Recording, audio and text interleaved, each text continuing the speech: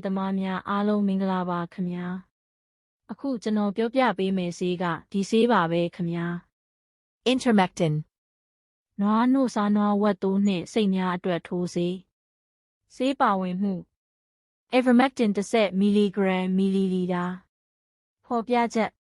Intermectin သည်နွားသိုးနှင့်ဝက်များတွင်ပူလန်းကြောင်းနှင့်အဆုတ်ရှိတန်ကောင်များ nematodes ကိုဖယ်ရှားရန်အတွက်နှင့်အာတီဒန်းအုပ်စုဝင်အင်းဆက်ပိုးများကြောင့်ဖြစ်သောအရေပြားပြင်ပရောဂါကူးစက်မှုများ ectoparasitic infestations ကိုကုသရန်အတွက်ညွှန်ကြားထားသောကျယ်ပြန့်သည့်တန်ချဆေး broad spectrum anthelmintic ဖြစ်ပါသည် Intermectin injection ဖြင့်ကုသနိုင်သည့်ကပ်ပါးကောင်များကိုထိရောက်စွာကုသနိုင်သောကပ်ပါးကောင်များသဲဆောင်သတ္တဝါများနှင့်ပိုးမွှားများတန်ကောင် roundworm အဆုတ်တန်ကောင် lungworm lice ပင်ရှူးဖလံ Ostriasis ယားနာ scabies ညွှန်ကြားချက်များနွားကလေးစိတ်သိုးနှင့်ဝက်များတွင်ဖြစ်သောဥလန်းကြောင်းတန်ကောင်များအဆုတ်တန်ကောင်များပင်ရှူးဖလံယားနာစသည့်ရောဂါကူးစက်မှုများအားကုသရန်အတွက်အသုံးပြုနိုင်သောဆေးဖြစ်သည်အသုံးပြုရန်နှုန်းထားနွားများအတွက်အသုံးပြုနေ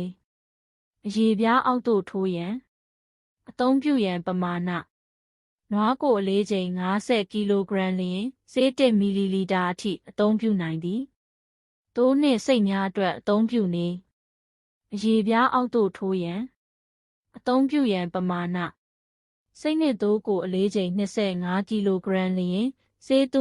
3.5မီလီလီတာအထိအသုံးပြုနိုင်သည်ဝက်များအတွက်အသုံးပြုနေအရေပြားအောက်သို့ထိုးရန်အသုံးပြုရန်ပမာဏဝက်ကိုအလေးချိန်33ကီလိုဂရမ်လျှင်ဆေး1မီလီလီတာအထိအသုံးပြုနိုင်သည်ဆေးအာနိသင်ပြဲချိန်အသားစားရန်စောင့်ရမည့်ကာလအသားအတွက်နွားအသားနှင့်အသေးအဆုပ်အစရှိသောကိုယ်တွင်းအင်္ဂါများ49ရက်သို့အသားနှင့်အသေးအဆုပ်အစရှိသောကိုယ်တွင်းအင်္ဂါများ63ရက်ဝက်အသားနှင့်အသေးအဆုပ်အစရှိသောကိုယ်တွင်းအင်္ဂါများ28ရက်ကြိုတင်ရက်ပါ Intermectin တန်ချဆေးကိုမည်သည့်အားဆေးနှင့်မျှတွဲဖက်အသုံးပြုခြင်းမပြုလုပ်ပါနှင့် Intermectin တန်ချဆေးကိုပထမအကြိမ်အသုံးပြုပါက Intermectin တန်ချဆေးကိုမထိုးနှံမီ3ရက်သို့မဟုတ်5ရက်အလိုတွင်အားဆေးများကြိုတင်ထိုးနှံနိုင်သည် Intermectin တန်ချဆေးကိုထိုးနှံပြီးနောက်5ရက်သို့မဟုတ်9ရက်တွင်အားဆေးများထပ်မံထိုးနှံခြင်းကတိရစ္ဆာန်များနှင့်ဝက်များအတွက်အထူးကောင်းမွန်စေပါသည်ဆန့်ကျင်ဘက်ညွှန်ကြားချက်များလူများစားသုံးရန်နို့ညစ်ယူသောနို့စားနွားများနှင့်နို့တိုက်မိခင်သတ္တဝါများတွင်အသုံးမပြုရရှောင်ရှားပါနို့စားနွားမများကိုယ်ဝန်ဆောင်နွားမများနှင့်ဝက်ကိုယ်ဝန်ဆောင်အပါအဝင်သားမွေးဖွာချိန်မတိုင်မီ60ရက်အလိုတွင်တိရစ္ဆာန်များအသုံးမပြုရ Intermectin တန်ချဆေးကိုတစ်ခါသုံးအပ်နှင့်ဆေးထိုးပြုံးများဖြင့်အသုံးပြုပါလက်အိတ်ဖြင့်ကင်တွယ်ပါမွေးမြူရေးခြံဝန်းထဲဆေးဆက်မကျစေရန်ဂရုစိုက်ပါတိမ်စင်းနှင့်6တွေ့အေးမြသောနေရာတွင်သိမ်းဆည်းပါနေရောင်တိုက်ရိုက်မထိပါစေနှင့်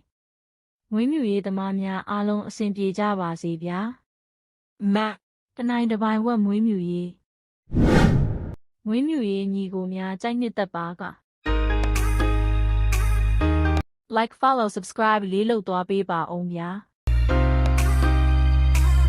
ကျေးဇူးတင်ပါတယ်ခင်ဗျာ